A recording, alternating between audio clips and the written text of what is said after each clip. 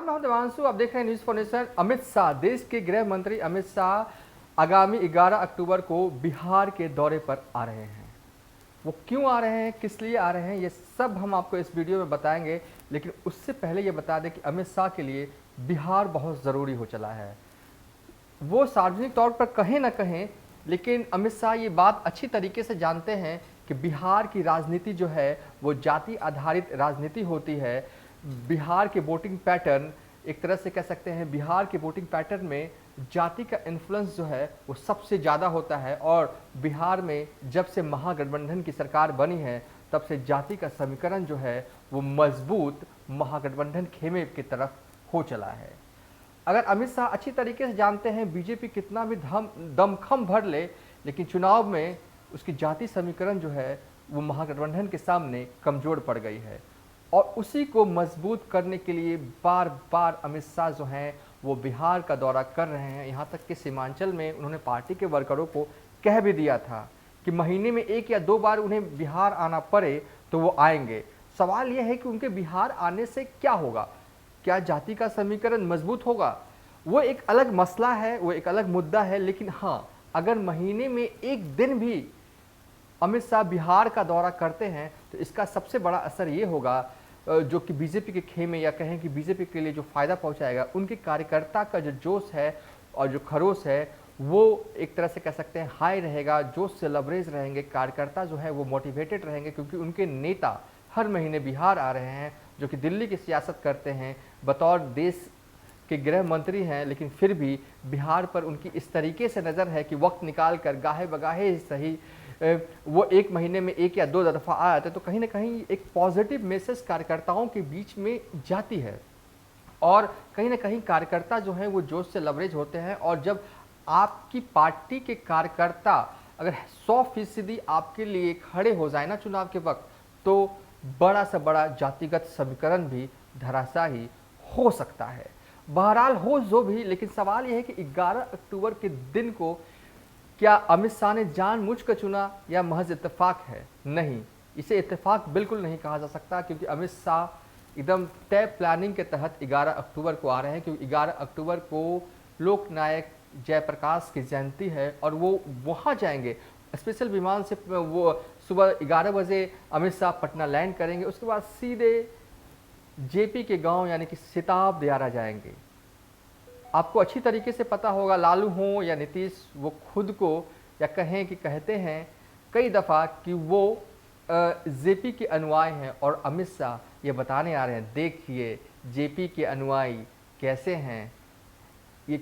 और एक तरह से लालू पर और नीतीश पर अटैक इस अंदाज में करेंगे। किस किस अंदाज में करेंगे और क्या है प्लानिंग 11 अक्टूबर को अमित शाह के आने की, विस्तार से इस वीडियो में देखिए। राज्य के मुख्यमंत्री नीतीश कुमार से राजनीति में चोट खाए अमित शाह चोटी नागिन की तरह हमलावर हो गए हैं।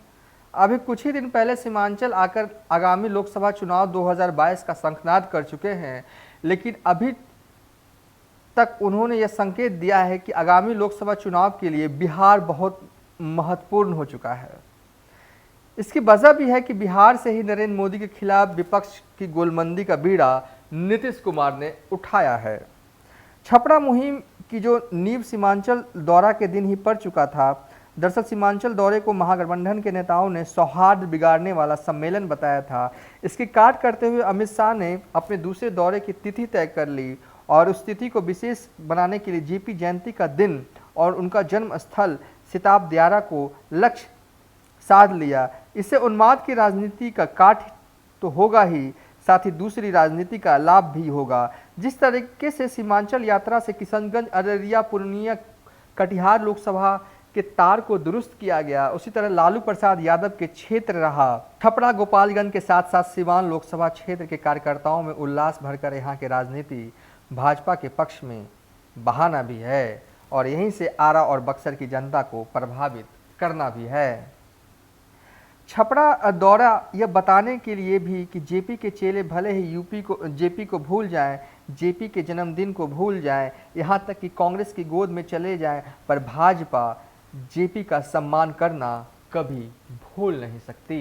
दरअसल छपरा, गोपालगंज, सिवान, आरा लोकसभा क्षेत्र राजनीतिक दृष्टिकोण से बड़ा फेरबदल वाला रहा है। यहाँ जदयू, राजद, भाजपा के बीच जीत हार का खेल चलते रहा है। छपरा लोकसभा क्षेत्र को ही ले लें, यहाँ के जीत हार का समीकरण बदलते रहता है, हमेशा कांटे की टक्कर होते रहती है। हालांकि 2014-19 के लोकसभा चुनाव में भाजपा के राजीव प्रताप रूडी ने जीत हासिल की थी।